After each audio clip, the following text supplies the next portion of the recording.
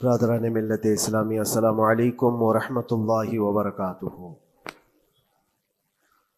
الحمد للہ وکفا وسلام علی حبیبہ المصطفیٰ، اما بعد فاعوذ باللہ من الشیطان الرجیم، بسم اللہ الرحمن الرحیم۔ ان عدۃ الشہور عند اللہ 12 شہرا فی کتاب اللہ یوم خلق السماوات والارض منها 4 حرم الى آخر هذه الآیہ۔ صدق اللہ مولانا العظیم۔ بارگاہ رسالت معاب صلی اللہ علیہ وسلم میں درود پاک کا ہدیہ پیش کریں۔ اللہم صل علی سیدنا و مولانا محمد معدن الجود والکرم وآلہ واصحابہ الکرام وابنہ الکریم وبارک وسلم صلاة دائمة سرمدا ابدا۔ اللہ عز و جل اپنے کلام مقدس میں فرماتا ہے، بے شک اللہ کے نزدیک گنے ہوئے شمار کیے ہوئے جو مہینے ہیں وہ 12 ہیں، اور ان 12 مہینوں میں سے 4 حرمت والے مہینے ہیں، عزت والے مہینے ہیں، عظمت والے مہینے ہیں۔ وہ 4 مہینے کون سے ہیں؟ مسلسل ترتیب کے ساتھ ذی القعدہ، ذی الحجہ اور محرم، اور 4تھا مہینہ رجب المرجب جس میں ہم اور آپ زندگی گزار رہے ہیں۔ اس کو رجب الاسم اور رجب العصب بھی کہا گیا ہے۔ یہ جو 4 مہینے ہیں اس میں جنگ و جدال، قتل و قتال سب حرام ہو جاتی ہیں۔ اس دور میں جو جنگیں ہوتی تھی کفار و مشرکین بھی اپنی تلواریں روک لیا کرتے تھے۔ یہ 4 حرمت والے مہینوں کی سارے لوگ عزت کرتے۔ ان 4 مہینوں میں امن و امان قائم ہو جاتا۔ جیسے 2 قبیلوں میں جھگڑے ہیں، فساد ہے، اور ایک دوسرے سے جنگ پر ہمیشہ آمادہ رہتے ہوں، لیکن ان 4 مہینوں کے اندر امن قائم ہو جاتا تھا، راستے کھل جاتے تھے۔ اور اللہ تبارک و تعالیٰ نے قرآن پاک میں ان 4 مہینوں کی فضیلت بھی بیان فرمائی۔ اس میں رجب کے لیے ایسی فضیلت ہے، اللہ کے نبی صلی اللہ علیہ وسلم ارشاد فرماتے ہیں، یہ رجب کے مہینے کی فضیلت ایسی ہے جیسے قرآن کی فضیلت دوسری کتابوں پر ہے۔ دوسری کتابوں میں جس طرح سے افضل قرآن ہے، اس طرح سے رجب المرجب تمام مہینوں میں افضل ہے۔ اور نبی کریم صلی اللہ تعالی علیہ وسلم اس میں عبادت کرنے کے لیے ترغیب دیا کرتے تھے۔ اس کو ترجیب بھی کہا جاتا ہے، اور خاص طور پر رجب کے متعلق بزرگان دین نے فرمایا یہ فصل بونے کا مہینہ ہے۔ کھیتی باڑی والے سمجھ سکتے ہیں کہ اس میں بھی 3 موسم آتے ہیں۔ پہلے بیج کی بوائی کا وقت آتا ہے، پھر اس کی سینچائی کا وقت آتا ہے، پھر کٹائی کا وقت آتا ہے۔ تو رجب کا مہینہ یہ فصل بونے کا مہینہ ہے نیکیوں کے، اور شعبان کا مہینہ اسے پانی دینے کا ہے، اور رمضان کا مہینہ فصل کاٹنے کا مہینہ ہے۔ اور رجب کا مہینہ آتے ہی اللہ کے نبی صلی اللہ تعالی علیہ وسلم یہ دعا فرمایا کرتے تھے، اللہم بارک لنا فی رجب و شعبان وبلغنا رمضان۔ سب کو یہ دعا بھی کرنی چاہیے۔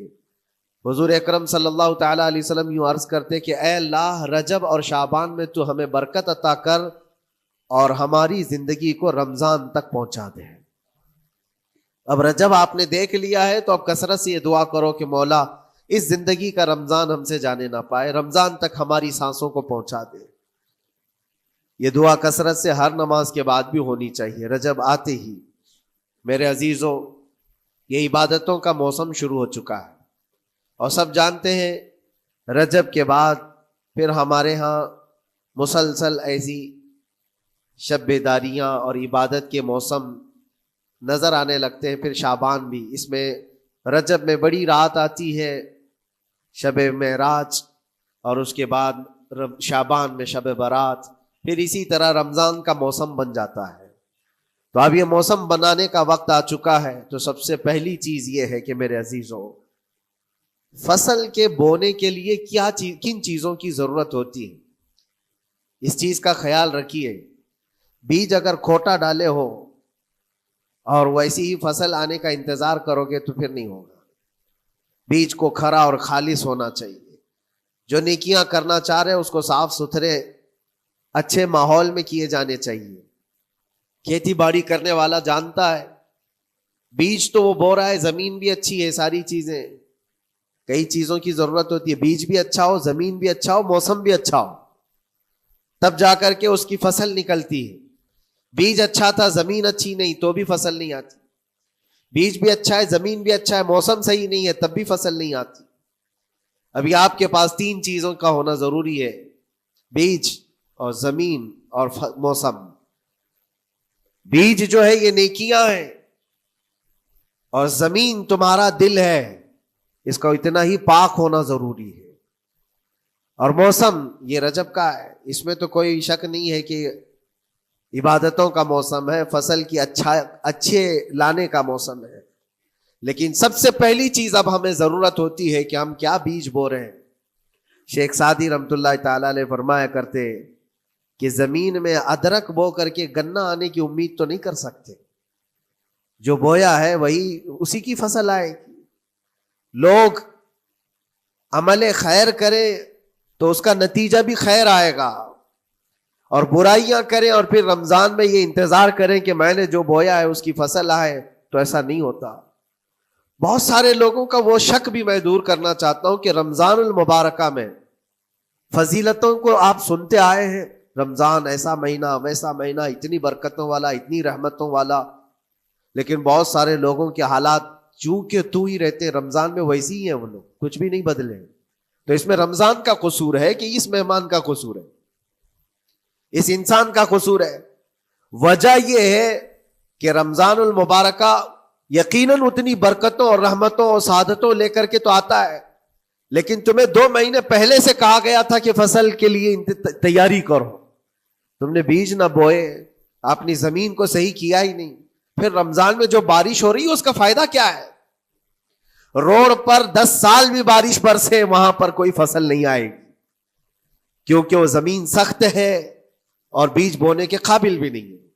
رمضان المبارکہ میں رحمتوں کی جھماجھم بارش تو ہوتی ہے، لیکن دل اگر سخت ہے گناہوں سے تو اس بارش کا کیا اثر ہوگا اس پر؟ اسی لیے دلوں کی نرمی یہاں سے شروع کریں، رجب المرجب سے. اس کی راتوں میں اللہ رب العزت کو پکارے، مناجات کرے، عبادتوں کے لیے کچھ دن تو خاص کر لیں.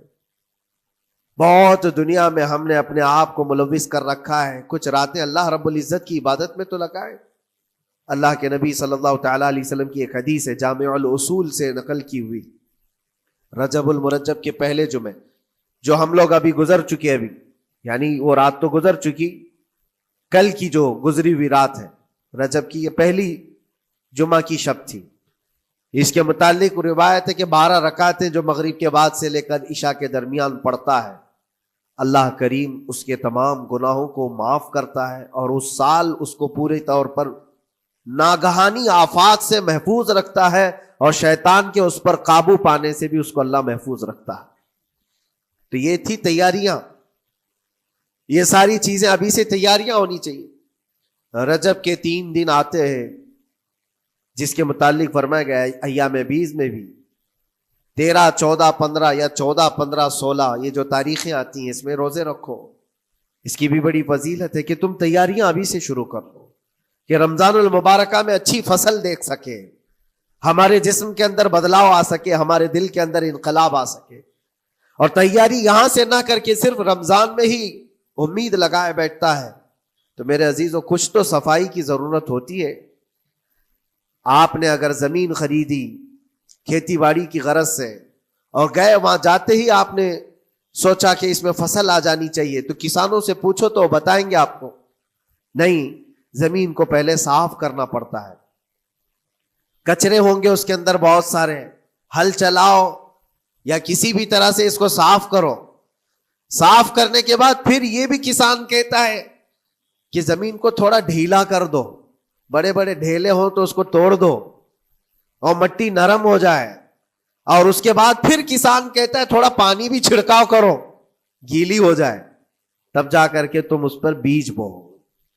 میرے عزیزو یہ رجب بیج بونے کا موسم ہے، تو پہلے زمین کو ڈھیلا تو کر دو، زمین کے اندر جو کچرے ہیں اس کو نکال تو دو، دل کے اندر جو وسوسے بھرے ہوئے ہیں، گناہوں کے خیالات بھرے ہوئے ہیں، اس کو پاک تو کرو.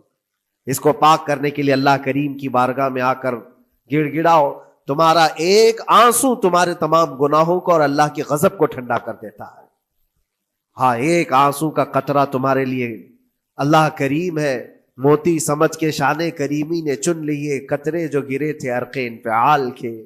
امام غزالی رحمۃ اللہ تعالی علیہ نے لکھا ہے کہ آج اللہ تبارک و تعالیٰ کی رحمت کو اپنی طرف مائل کرنے کے لیے اگر تم کچھ کر سکتے ہو تو بس یہ ہے کہ دنیا رونے اور گڑ گڑانے سے نہیں مانتی، لیکن مولا کریم بندے کے ایک مرتبہ سجدہ کر کے اسے پکارنے سے فوراً قبول کرتا۔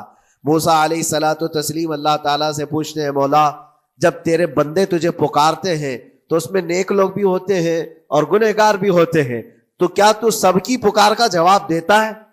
توجہ، اللہ رب العزت فرماتا ہے، اے موسیٰ میرے پکارنے والے بندوں میں نیکوکار بھی ہیں گنہگار بھی ہیں، ہاں نیک بندہ جب مجھے پکارتا ہے یا ربی تو میں جواب میں کہتا ہوں لبیک یا عبدی، اے میرے بندے میں حاضر ہوں، بتا تیری کیا حاجت ہے۔ پھر موسیٰ علیہ السلام پوچھتے ہیں کہ مولا یہ تو نیک بندہ جب پکارتا ہے تو کہتا ہے لبیک یا عبدی، اور جب گنہگار پکارتا ہے تب کیا کہتا ہے؟ رب تعالیٰ فرماتا ہے جب میرا گنہگار بندہ مجھے پکارتا ہے یا ربی تو میں اس کے جواب میں 70 بار لبیک یا عبدی کہتا ہوں۔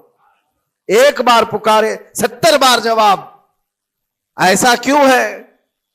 تو فرماتا ہے میرا رب نیکوکار کو اس کی نیکیوں پر بھروسہ ہے کہ اللہ معاف کرے، اور گنہگار کو صرف میری رحمت پر بھروسہ ہے، اس کے پاس ہے کچھ نہیں، اس کے آس پاس وہ نظر ڈالتا ہے میں نے کوئی ایسی نیکی رکھی نہیں ہے، صرف اللہ رب العزت کی رحمت ہے جو مجھے معاف کر سکتی ہے، وہ مجھ پر یقین کر کے پکارتا ہے، اس لیے اس کے سوال کا میں بار بار جواب دیتا ہوں۔ عزیزان گرامی وقار، اقبال نے سچ ہی کہا تھا، ہم تو مائل بکرم ہے کوئی سائل ہی نہیں۔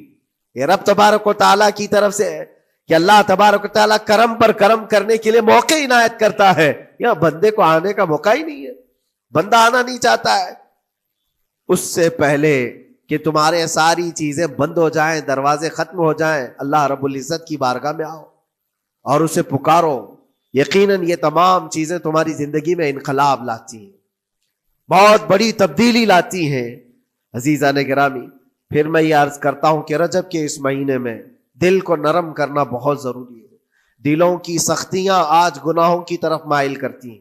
ہمارا دل سخت ہے یا نرم ہے، اس کو پہچاننے کے کئی تھرمامیٹر دیے گئے ہیں ہمارے پاس، چیک کرو ہمارا دل کس پوزیشن میں ہے آج۔ امام غزالی فرماتے ہیں 3 علامتیں ایسی ہیں جس سے پتہ چل جاتا ہے انسان کا دل سخت ہے یا نرم ہے، بیمار ہے یا صحت یاب ہے۔ یہ ڈاکٹر لوگ اسکیننگ سے یا سونوگرافی سے نہیں بتا سکتے کہ تمہارے دل کی یہ کیفیت، کیسے اس کو اہل بصیرت سمجھ سکتے؟ فرماتے ہیں کہ اگر مسجد میں زیادہ دیر تک بیٹھ نہیں پاتا تو سمجھ لو اس کا دل بیمار ہے، اس کا دل سخت ہو چکا ہے، اس کو مسجد میں بیٹھنے نہیں دیتا۔ یہی دل ٹیلی ویژن کے سامنے 3 گھنٹے بیٹھے، اس کو کچھ بھی اکتاہٹ نہیں آتی، موبائل پر گیم کھیلتا رہتا ہے، 4 گھنٹے گزر گئے کہ 5 گھنٹے گزر گئے اسے پتہ ہی نہیں۔ آج ایک سروے کے مطابق ہر انسان جو موبائل چلاتا ہے اس میں 18 گھنٹے وہ بزی ہے دن کے۔ کئی جگہوں پر ایسے حالات آئے 18 گھنٹے دن میں ہوتے ہی ہے 24 گھنٹے، جس میں 6 گھنٹے اگر آرام کے نکالے تو باقی پورے 18 گھنٹے کیسے انسان بزی رہ سکتا ہے؟ اس میں کھانا بھی ہے، پینا بھی ہے، حاجتیں بھی ہیں، لیکن سروے کے مطابق یہ بھی بات آئی ہے کہ 18 گھنٹے کنزیوم کرتے ہیں۔ میرے عزیزوں، اس میں کوئی اکتاہٹ اور اس میں کوئی ملال نہیں آتا، بیزارگی نہیں آتی، اور اللہ کے گھر میں یہاں فرض سے نماز سے ابھی سلام پھیرا کیا کہ بھاگنے کی تمنا ہوتی ہے۔ کئی جگہوں پر تو ایسا ہے، اسی لیے اللہ کے نبی صلی اللہ تعالی علیہ وسلم کی ایک حدیث میں سناتا ہوں، ارشاد فرماتے 2 چیزیں کسی منافق کے اندر جمع نہیں ہو سکتی، 2 چیزیں منافق آدمی کے اندر آ ہی نہیں سکتی۔ وہ کیا چیزیں؟ حضور پاک صلی اللہ تعالی علیہ وسلم فرماتے ہیں اچھے اخلاق منافق کے اندر نہیں آتے، اور اللہ کی اور اس کے رسول کی ہر بات پر یقین، یہ منافق کے اندر نہیں آ سکتے۔ اور منافق کی یہ علامتیں بتاتے بتاتے میرے نبی نے یہ فرمایا، دیکھنا کہ مسجد میں منافق سب سے اخیر میں آئے گا اور سب سے جلدی بھاگے گا، اس کا دل نہیں لگتا۔ دل سخت ہو چکا ہے، اور بازار میں سب سے پہلے جائے گا اور سب سے لاسٹ میں نکلے گا. بازار اس کے دل لگنے کی جگہ ہے، اس کے وہاں پر تفریح کی جگہ ہے. اور مومن کی علامت یہ فرمایا کہ مومن مسجد میں جلدی آتا ہے اور دیر سے جاتا ہے، اس کا دل لگا رہتا ہے.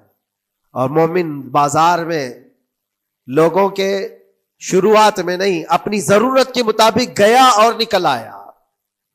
اور فرماتے ہیں میرے آقا صلی اللہ علیہ وسلم، روئے زمین پر سب سے اچھی جگہوں میں سے کوئی جگہ ہے تو اللہ کا گھر ہے، مسجد ہے. اور سب سے بری جگہوں کے متعلق فرمایا وہ بازار ہے. اب یہاں پر دلوں کے متعلق میں عرض کر رہا ہوں کہ کس کا دل کس پوزیشن میں ہے، اسے آج خود آزما لینا چاہیے. دوسری علامت، امام غزالی فرماتے ہیں قرآن پاک کھولے گا وہ صفحہ 2 صفحہ سے زیادہ پڑھ نہیں پائے گا، بند کرنے کا دل کرے گا. یہ تو چھوڑو اٹھانے کے بعد پڑھنے نہ پڑھنے کی بات ہے، کچھ تو چھونا بھی نہیں چاہتے، اٹھاتے ہی نہیں. سال پورا ہو گیا تو قرآن پکڑتے نہیں، تو پھر دل کی کیفیت کیا ہو چکی ہوگی، دل کیسا مریض ہوگا. بعض لوگ ہم سے یہ کہتے بھی تھے کہ حضرت پڑھنا تو آتا نہیں، کیا کریں گے قرآن کا. کہا اٹھانا تو آتا ہے. میں نے ان سے پوچھا قرآن اٹھانا تو آتا ہے، جب قسم کھانے کی بات ہوتی ہے تو کیسے قرآن اٹھا لیتے ہو، سر پہ رکھ لیتے ہو. اسی طرح سے قرآن کو ہی اٹھا کر کے سینے سے لگا کر اللہ کی بارگاہ میں دعا کرو کہ مولا میرے دل کے دروازے کھول دے. اور قرآن کوئی سخت چیز نہیں ہے، اللہ وعدہ فرما رہا ہے ہم نے قرآن یاد کرنے کے لیے آسان بنایا ہے. کوئی یاد کرنے والا، وہ خود قرآن تمہارے دل میں اتر جائے گا. کوشش کرو. دل کی بیماری کی 2 علامتیں میں نے بتایا. اگر بیمار دل ہے تو زیادہ یہاں بیٹھ نہیں سکتا اور زیادہ دیر قرآن پڑھ نہیں پاتا. تیسری بات فرماتے ہیں کہ تیسری علامت یہ ہے کہ ہمارا دل اگر سخت ہو چکا ہے تو جیب میں پیسے ہوں گے لیکن کوئی مانگ رہا ہوگا اللہ کے نام پر، دینے کی طبیعت نہیں ہے، کہیں دینے کی طبیعت نہیں کرتی. اور یہ چیز ہاتھ اٹھانے کو تمہارا دل نہیں کرتا تو سمجھ جاؤ کہ دل بیمار ہے. اور دل کی بیماری لے کر کے اگر کوئی رجب میں سوچتا ہے کہ میں بیج بوؤں گا تو کیا فائدے کا، زمین سخت ہے، زمین سخت ہے اور اس پر بارش بھی ہوگی تو کچھ فرق نہیں پڑتا، فصل نہیں آئے گی. دل کو نرم کرو. اور ایک علامت میں بتاؤں، اور ایک علامت کہ دل نرم ہے یا سخت ہے، اس کی ایک علامت یہ بھی ہے، اللہ کا جب ذکر کرے، جنت کا جب ذکر کرے، جہنم کے عذابات کا ذکر کرے، قبر کے معاملات کا ذکر کرے، حشر کے سوالات کا ذکر کرے، تو اس کی آنکھیں ڈبڈبا جائیں اور آنسو نکل آنے لگیں. قرآن کی آیتیں سن کر کے اس کا دل ہلنے لگے اور آنسو آ گئے تو سمجھ جاؤ کہ اس کا دل نرم ہے.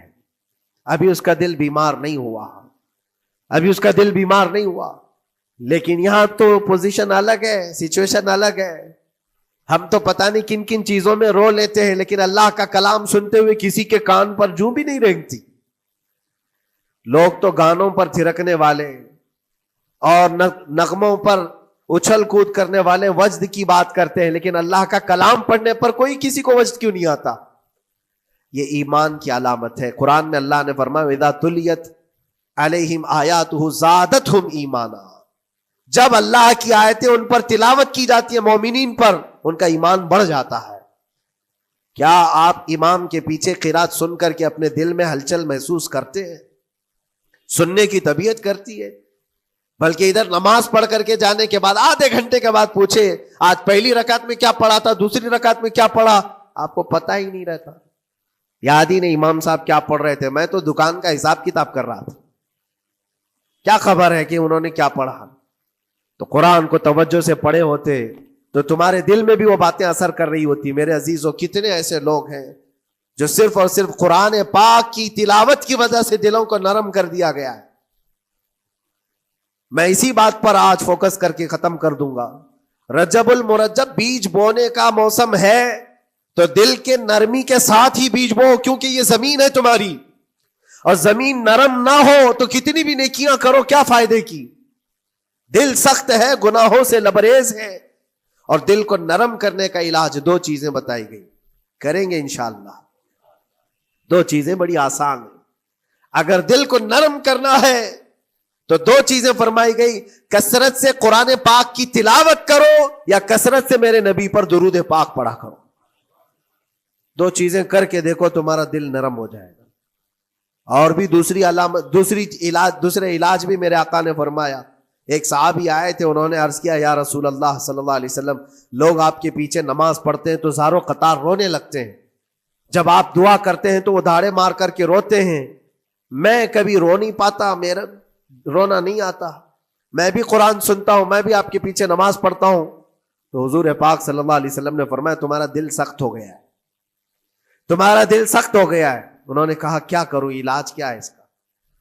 وہ مسیحائے امت ہے میرے آقا، ہر ایک کا علاج جانتے ہیں، کس کو کون سا علاج دینا ہے. نبی پاک صلی اللہ تعالی علیہ وسلم فرماتے ہیں جاؤ کسی یتیم بچے کے سر پر ہاتھ پھیرو، اللہ تمہارا دل نرم کرے گا. ان کے لیے وہ علاج رکھا گیا تھا. جس کو جیسا علاج بتایا میرے آقا صلی اللہ علیہ وسلم نے، کسی یتیم کے سر پر ہاتھ پھیرو، دل نرم ہوگا. لیکن دل کے نرم ہونے کے علاج اللہ کے نبی صلی اللہ علیہ وسلم کے شفا خانے میں ہے. ہاتھ سے آپ کثرت سے درود پاک پڑھو، پھر دیکھو آپ کے دل کے اندر انقلاب آتا ہے یا نہیں آتا. آپ کے چہرے کا نور بڑھ جائے گا، زبان کا اثر بڑھ جائے گا، عمل خیر کی طرف رغبت بڑھ جائے گی. کثرت سے جب بندہ حضور پاک صلی اللہ علیہ وسلم پر درود پڑھتا ہے، اس کی زبان سے جھوٹ نکل جاتا ہے، گالی اس کی زبان پر نہیں آ پاتی ہے، کیونکہ وہ پاک کرتا چلا جاتا ہے اپنی زبان کو اللہ کے نبی کا نام لے کر کے. میرے عزیزو، اس میں دقت کیا ہے درود پاک کثرت سے پڑھنے میں؟ آپ جہاں چل رہے ہو، پھر رہے ہو، اٹھ رہے ہو، بیٹھ رہے ہو، انتظار میں ہو، سونے کے لیے جا رہے ہو، زبان ہی تو ہلانا ہے میرے نبی پاک صلی اللہ علیہ وسلم کی بارگاہ میں درود پڑھ کر کے. اور ضروری نہیں ہے کہ بہت لمبے لمبے درود پاک آپ کو یاد کرنے ہو، صلی اللہ علیہ وسلم بھی پڑھ لیا تو یہ درود پاک ہے، یہ درود پاک ہے. یا تو پھر الصلاۃ والسلام علیک یا رسول اللہ کہتا ہے تو یہ بھی درود پاک ہے، درود پاک ہے یہ. اور دل کو جب نرم ہو جائے گا تو انشاءاللہ العزیز آپ اس کے اثر بھی دیکھیں گے، اس کے اثر بھی دیکھیں. کیسے کیسے لوگوں کی بات میں کروں میرے عزیز ہو. آپ کو پتا ہے تاریخ کے اوراق الٹ کر کے دیکھو. ایک صحابی حضرت نعیم وہ راستے پر گزر رہے تھے، دیکھا ایک کڑیل جوان مکہ کا جس کو سارے لوگ دیکھ کر پہلوان کہتے اور ڈرتے تھے، گھبراتے تھے. 27 سال کا کڑیل جوان ہے اور ہاتھ میں تلوار کھینچے ہوئے تیزی سے آ رہا ہے. یہ پہلوان کوئی اور نہیں عمر ابن خطاب ہے. حضرت نعیم کہتے ہیں دیکھ کر کے میں گھبرا گیا، اتنی تیز و ترار چال اور چمکتی ہوئی تلوار، کہاں کا ارادہ ہے؟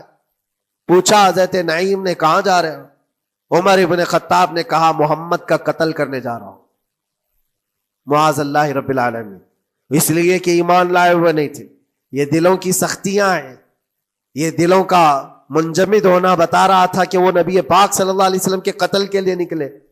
حضرت نعیم نے صرف راستہ روکنے کے لیے ان سے کہا ان کا بعد میں قتل کرنا، پہلے تیری بہن اور بہنوی کا گھر بھی دیکھ لے، وہ بھی تو کلمہ پڑھ رہے ہیں، وہ بھی تو کلمہ پڑھ رہے ہیں اسی رسول کا. تو غصہ اور بڑھ گیا کہ میرے گھر میں یہ ہو چکا ہے، میں تو جس کا قتل کرنے جا رہا ہوں وہ میرے گھر تک آیا ہوا ہے. کہا پہلے میری بہن اور بہنوی کا کام تمام کرتا ہوں. اسی غرض سے وہ آئے تھے. اور جس وقت اپنے بہن کے گھر کے باہر کھڑے تھے، اتفاق ایسا کہ اندر سے قرآن کے پڑھنے کی آواز آ رہی تھی. ایک صحابی حضرت خباب، وہ قرآن پڑھا رہے تھے حضرت عمر کی بہن کو اور ان کے بہنوی کو. اور کیا بہترین انداز رہا ہوگا، جو رسول اللہ سے ڈائریکٹ سنے ہوئے لوگ تھے. اللہ کا کلام اترا ہوا ہے جن کے اوپر، وہ اس وقت حاضر رہے ہوئے لوگ ہیں، قرآن کو پڑھ رہے تھے. طٰہٰ ما انزلنا علیک القرآن لتشقیٰ الا تذکرۃ لمن یخشیٰ.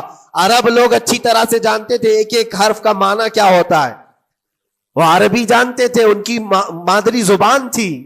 اور اس قرآن کے اندر جو مٹھاس تھی، عمر ابن خطاب کان لگا کر سنتے رہے سنتے رہے سنتے رہے. لیکن غصہ جو اندر سے تھا، دل کی جو سختی تھی، آئے تھے مارنے کے لیے، دروازہ زور زور سے ٹھوکنے لگ گئے. اندر لوگ ڈر گئے. حضرت خباب کو چھپا دیا، بہن اور بہنوی نے دروازہ کھولا.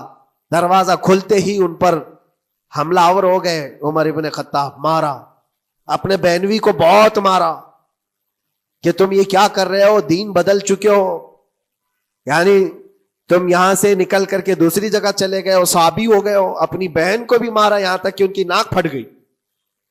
جب لہو لہان ہو گئے تو عمر ابن خطاب نے دیکھا کہ میں اپنی بہن اور اپنی بھائی کو مار رہا ہوں. پھر تھوڑی دیر کے لیے دل میں رحم آیا. اور دل میں رحم آیا کس چیز کا؟ کس چیز کی وجہ سے نرم ہوا دل میرے عزیزوں؟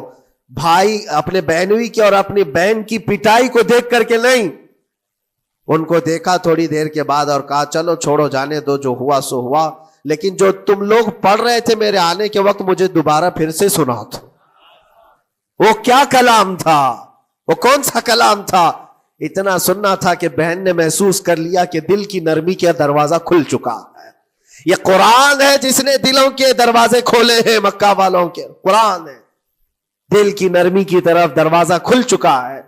تو عمر ابن خطاب سے کہا کہ تم غسل کر لو، تم پاک ہو جاؤ، ہم قرآن تمہیں سناتے ہیں. اور انہیں پاک کیا گیا. تو حضرت خباب جلدی سے باہر آئے، کہا میں سناتا ہوں. حضرت عمر کو جب یہ آیتیں سنائی گئی جھوم کر کے سننے لگے. قرآن کی وہ آیتیں 16 یا 17 آیتیں ہی سن پائے تھے کہ ان کے جسم کے اندر راشا تاری ہوا، کپ کپی آئی. کہا کہ چلو محمد کے پاس صلی اللہ تعالی علیہ وسلم، مجھے لے کر کے چلو، میں ان سے بات کرنا چاہتا ہوں. میرے عزیزو، بھائی اور بہنوی اور بہن لے کر کے چلے. اور اس وقت حالات سخت تھے مکہ کے.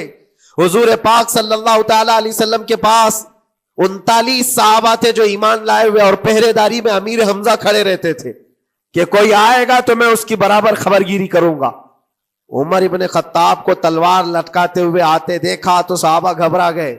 مکہ کا بڑا پہلوان ہے، اس کو بھڑکا کر کے لوگوں نے بھیج دیا ہوگا، اب کیا ہوگا؟ یہ پٹائی بہت بری طرح سے سب کی کرے گا. غریب صحابہ ہیں اور حضور پر ہاتھ نہ اٹھا دے. سب ڈرنے لگے. حضور پاک صلی اللہ علیہ وسلم سے آ کر کہنے لگے کہ یا رسول اللہ صلی اللہ علیہ وسلم، عمر آ رہا ہے اور ہاتھ میں تلوار ہے. اللہ کے نبی صلی اللہ علیہ وسلم نے فرمایا وہ میری گردن نہیں، اپنی گردن دینے آ رہا ہے. وہ میری گردن لینے نہیں، اپنی گردن دینے آ رہا ہے. وہ مخبر صادق صلی اللہ علیہ وسلم جانتے ہیں کون میرا غلام ہے اور کون منافق ہے. عمر ابن خطاب آئے تو حضور نے فرمایا راستہ دے دو. آتے ہی انہوں نے تلوار زمین پر پھینک دی. چہرے جمال جہاں آرا کو دیکھا. حضور پاک صلی اللہ تعالی علیہ وسلم سے پوچھا، پھر وہ آیتیں سنائے. اب سوچو میرے عزیزو، صحابی سے سننا، یہاں تو ہم قاری قرآن سے سنتے ہیں قرآن کی آیتیں 1400 سال کے بعد. آج بھی قرآن کا وہ اثر لگتا ہے دل کے اوپر.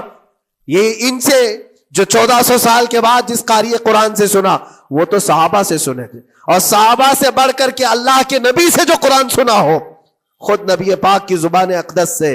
اور جب اللہ کے نبی صلی اللہ تعالی علیہ وسلم نے آیتیں تلاوت کی، عمر ابن خطاب کی آنکھوں سے آنسو شروع ہو گئے. زارو قطار رونے لگے اور پھر پکار کر کہا اشہد ان لا الہ الا اللہ واشہد انک رسول اللہ. میں گواہی دیتا ہوں کہ اللہ کے سوا کوئی معبود نہیں، اور میں گواہی دیتا ہوں کہ آپ اللہ کے رسول ہیں. میرے عزیزو، عمر ابن خطاب رضی اللہ تعالیٰ عنہ کو اس طرف لانے والا، دل کو نرم کرنے والا، یہ قرآن پاک اللہ کا کلام ہی تو ہے. آج گناہوں سے اس پر بہت ساری پرت جم گئی ہے. ہمارے دلوں کے حالات ایسے ہو گئے، قرآن اٹھاؤ دلوں کو نرم کر دے گا. اور رجب المرجب میں قرآن کو پڑھو گے زمین نرم ہو جائے گی، اور پھر اس کی برکتیں تم رمضان میں دیکھو گے. ایک دو نہیں، ہزاروں ایسی ہیں. ایک ایسے مشہور ڈاکو، بغداد کے لوگ ڈرتے تھے. بغداد کے لوگ اتنا ڈرتے تھے کہ جو بھی قافلہ جائے گا لٹ جائے گا. فضیل بن عیاض، جو بھی قافلہ نکلتا تھا اس راستے سے لٹ جاتا تھا، کوئی بچ نہیں پاتا تھا. اور ایک قافلہ آ رہا تھا عرب سے اور مال تجارت لے کر بغداد کی طرف جا رہا تھا. تو قافلے والوں نے یہ مشورہ کیا کہ یہ جو قافلہ جا رہا ہے یہ اس راستے سے جا رہا ہے. فضیل بن عیاض ڈاکوؤں کا سردار وہاں رہتا ہے، بہت سارے ڈاکو اس کے ساتھ ہیں، وہ تو رہزن ہے، راستے پر روک کر کے مال لوٹ لیتے ہیں. تو قافلے میں ایک قاری قرآن تھے. انہوں نے کہا ٹھیک ہے، اب راستے پر آ ہی چکے ہیں تو کیا کر سکتے ہیں، چلو بیٹھ کر کے نکلتے ہیں. میں قرآن کی تلاوت کرتا رہوں گا اونٹ پر بیٹھ کر کے، اللہ کریم اس برکت سے ہمارا راستہ آسان کر دے گا. قاری قرآن نے قرآن کی تلاوت شروع کر دی. اور جب وہ راستہ آیا جو فضیل بن عیاض کا تھا، فضیل بن عیاض ایسی ڈاکہ زنی اور ایسی رہزنی میں مشہور آدمی، جن کے آس پاس، جن کے ہاتھ کے نیچے 1000 سے زیادہ ڈاکو کام کرتے ہوں. بغداد پورا ڈرتا تھا، پورے راستے وہاں پر کوئی بھی سلامت نہیں جا پاتا تھا. اس راستے پر ایک قاری قرآن جب آیا، میرے عزیزو تلاوت کیا کر رہا تھا؟ سورۃ الحدید کی آیت تھی، الم یأن للذین آمنوا ان تخشع قلوبهم لذکر اللہ. وہ قرآن کی آیت ہے. اللہ کے کریم فرماتا ہے کیا ایمان والوں کے پاس ابھی وہ وقت نہیں آیا کہ اللہ کا ذکر سنتے ہی یا اللہ کا ذکر ہوتے ہی ان کا دل کانپنے لگ جائے، ان کا دل ہلنے لگ جائے. فضیل بن عیاض کے کانوں میں یہ آیت پڑھ رہی تھی. قاری قرآن بار بار اس آیت کو پڑھ رہا تھا. کیا وہ وقت ابھی ایمان والوں کے پاس نہیں آیا کہ وہ اللہ کے ذکر سے دہل جائیں؟ اتنا اثر کر گئی آیت، اتنا اثر کر گئی. فضیل بن عیاض نے ہتھیار پورے پھینک دیے اور چیخ چیخ کر کے کہنے لگا آن لنا ربنا، آن لنا ربنا، اے میرے رب وہ وقت آ چکا ہے، اے میرے رب وہ وقت آ چکا ہے. سارے ڈاکوؤں سے کہا سجدہ ریز ہو جاؤ، اس لیے کہ اللہ کا کلام ہمیں بلا رہا ہے. برسوں سے ڈاکہ زنی کرنے والے، برسوں سے راستے لوٹنے والے، قرآن کی ایک آیت نے دل بدل دیا. دل کے ایسا انقلاب آیا، سب کچھ چھوڑ دیا اور اس کے بعد نکلے. اللہ اکبر. جانتے ہو فضیل بن عیاض کون ہے؟ فضیل بن عیاض وہ ہے جن کا نام لیتی سرکار غوث پاک بھی ادب کیا کرتے تھے. فضیل بن عیاض اللہ تبارک و تعالیٰ نے ولایت کا وہ مقام عطا کر دیا. بڑے بڑے اولیاء کرام ان کے پاس آنے لگے. اپنے زمانہ جوانی کا زمانہ ڈاکہ زنی میں گزرا تھا، لیکن جب پھر وقت آیا توبہ کا اور دل کے بدلنے کا تو اللہ نے وہ مقام دیا. تاریخ میں آج بھی موجود ہے کئی سلسلے ایسے، سلسلے چشتیہ میں، اور کئی سلسلے ایسے ہیں جو فضیل بن عیاض سے ہو کر حضور پاک تک پہنچتے. فضیل بن عیاض ان کا نام ہے. اسی لیے میں کہتا ہوں میرے عزیزو، قرآن پاک یہ دلوں کو نرم کرنے کا سب سے بڑا علاج ہے.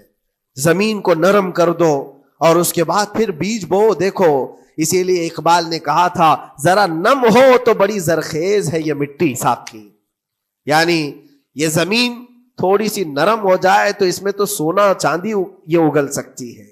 تمہارے پاس ایمان کی دولت ہے، اللہ کریم کی ذات پر یقین ہے، حضور پاک صلی اللہ تعالی علیہ وسلم کی محبت ہے، سب چیزیں تمہارے پاس ہے. تھوڑا دل کو نرم کرنے کی ضرورت ہے.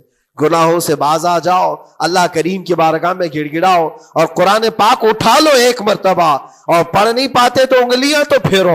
قرآن پر دیکھنا بھی تو عبادت ہے، اس پر نظر جمانا بھی عبادت ہے. اللہ کا کلام سمجھ کر کے تم نے اٹھایا ہے تو جانتے ہو قرآن عظیم کل قیامت کے دن جس کی شفاعت کے لیے کھڑا ہو گیا، میرے آقا فرماتے پھر اس کو جہنم میں کوئی چیز نہیں لے جا سکے گی. جس کو قرآن اور رمضان سفارش کر دے پھر اس کو جہنم میں دوسری کوئی چیز نہیں لے جائے گی. اور جس کے خلاف کھڑے ہو گئے پھر اس کو جنت میں کوئی چیز نہیں لے جائے گی. اس لیے میرے عزیزو اپنے دلوں کی نرمی کا یہ وقت ہے رجب المرجب، اور سب سے بہترین موقع ہے، عبادتوں کا موسم ہے. اور ساتھ ساتھ میں یہ بھی کہوں گا کہ اب ہم رجب المرجب کے ابتدائی دنوں میں ہیں، اور سنیوں کے لیے ایک بہت بڑی بات ہے کہ سرکار غریب نواز کی چھٹی بھی اسی میں موجود ہے، جو دلوں کو نرم کرنے کے لیے ہی تو آئے تھے. ہندوستان جو تشریف لائے تھے کس کام کے لیے آئے تھے؟ انہوں نے اپنے ذکر کی مجلسوں سے، اپنے واعظ و نصیحت سے ہزاروں کے دلوں کو نرم کیا ہے. آج بھی سرکار غریب نواز کے نام پر لوگوں کا دل نرم ہو جاتا ہے. اچھے اچھوں کو دیکھا ہے دل نرم ہو جاتا ہے. کیوں؟ وہ ایسے بزرگ تھے جنہوں نے اپنے تصوف کی تعلیمات سے کڑک اور سخت دلوں کو نرم کیا ہے. اللہ کریم نے ان کو ہمارے پاس جو بھیجا وہ عطائے رسول بن کر کے آئے. آج سرکار غریب نواز رضی اللہ تعالیٰ عنہ کے وسیلے سے میں اللہ کی بارگاہ میں دعا کروں گا، مولا اس رجب المرجب کی برکت سے اور غریب نواز کی وسیلے سے ہم سب کے دلوں کو نرم فرما دے. ہم سب کو یہ فصل، یہ موسم رجب المرجب کا بیج بونے کا، بہترین نیکیاں کرنے کی توفیق عطا فرما. ہمارے قدموں کو خیرات کی طرف بڑھا دے. ہم سب کو شر و فساد سے محفوظ فرما. حرام کاریوں سے ہمارے ہر عضو کی حفاظت فرما. رب العالمین اکرم الاکرمین قیامت کے دن تیرے نبی پاک صلی اللہ علیہ وسلم کے جھنڈے تلے ہم سب کا حشر فرما. وآخر دعوانا ان الحمد للہ رب العالمین. السلام.